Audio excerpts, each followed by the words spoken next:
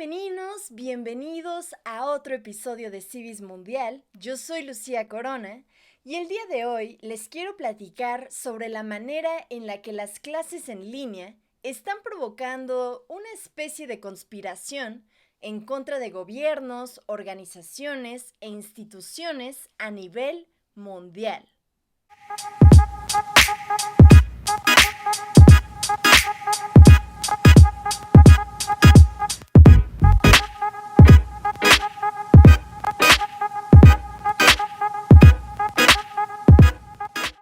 Desde que la pandemia del coronavirus llegó a diferentes lugares del mundo, las juntas del trabajo, las rutinas de ejercicio, las reuniones con los amigos e incluso los conciertos pasaron de ser presenciales a virtuales.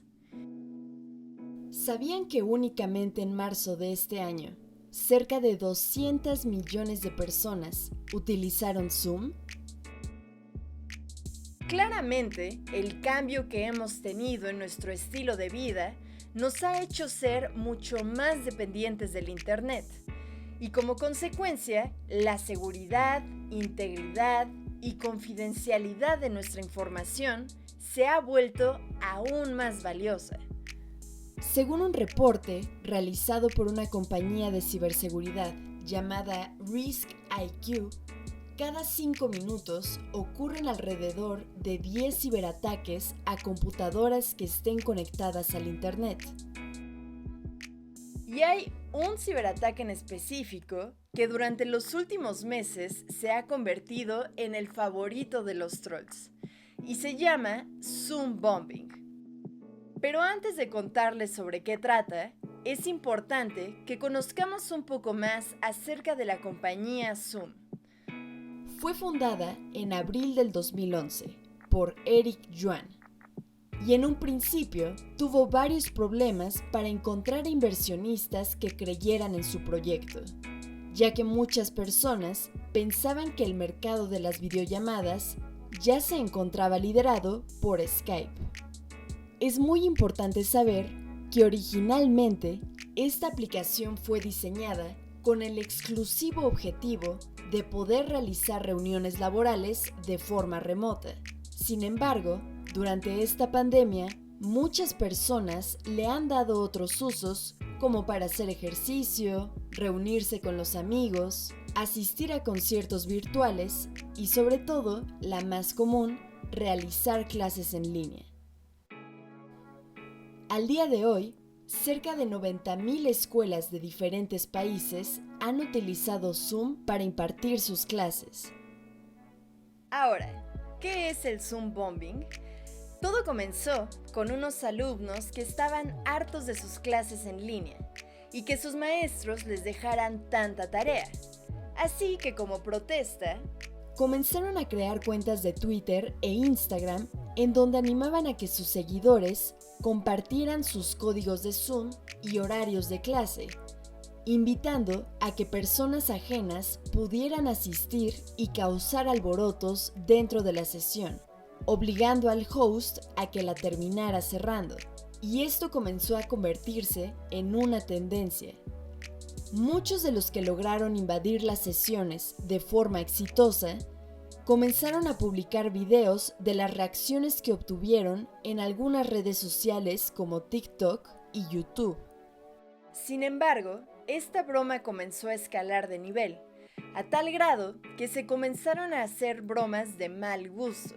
Algunos Zoom Bombers invadieron múltiples reuniones de alcohólicos anónimos, ceremonias religiosas, entre otro tipo de eventos, y lo que hacen es causar disturbios diciendo cosas ofensivas, racistas, e incluso ha habido algunos casos en los que logran apoderarse de la pantalla y compartir videos pornográficos.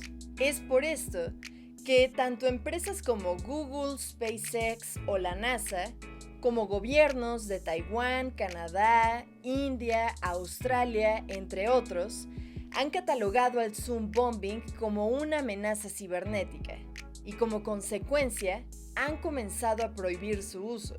Además, el FBI, que por cierto fue quien bautizó a estas acciones bajo el nombre Zoom Bombing, recientemente anunció que se presentarán cargos penales en contra de los responsables de estos actos.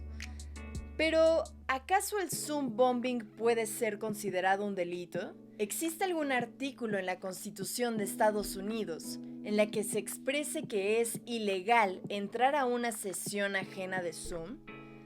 Bueno, pues descubrí que desde 1986 existe una ley llamada Computer Fraud and Abuse Act, en el que se penaliza interrumpir una reunión pública o el invadir alguna computadora para cometer delitos o fraudes. Y alguna de sus penalizaciones puede ir desde pagar una multa hasta posiblemente terminar en la cárcel. Aunque también debemos de considerar que los Zoom bombers lograron meterse a estas sesiones porque consiguen sus enlaces gracias a las redes sociales. Así que sus acciones podrían ser consideradas como que sí tienen la autorización necesaria. Sin embargo, hace algunas semanas, Zoom publicó una guía sobre cómo evitar este tipo de incidentes, donde sugieren que se inhabiliten los micrófonos de los demás integrantes y también activar la función del cuarto de espera. Además, aseguró que se implementaron actualizaciones de seguridad en la aplicación. Así que la moraleja que le pondría a esta historia es que la mayoría de las veces el principal error que cometen las compañías es concentrarse en la funcionalidad que proporcionan a sus usuarios en vez de poner especial atención a las formas en las que pueden proveer una mayor seguridad durante sus interacciones. Y otra sería que necesitamos más empatía en este mundo. De por sí nos tocó vivir una época bastante difícil, como para que los trolls del internet nos hagan esto aún más complicado de lo que ya es. Hay que respetar y valorar el esfuerzo que todos estamos haciendo durante este año para salir adelante. En fin, espero que la información de este video los haya empoderado y cuéntenme, si ustedes pudieran colarse a una reunión de Zoom, ¿cuál elegirían y qué es lo que harían? Gracias por acompañarme y los veré hasta la próxima.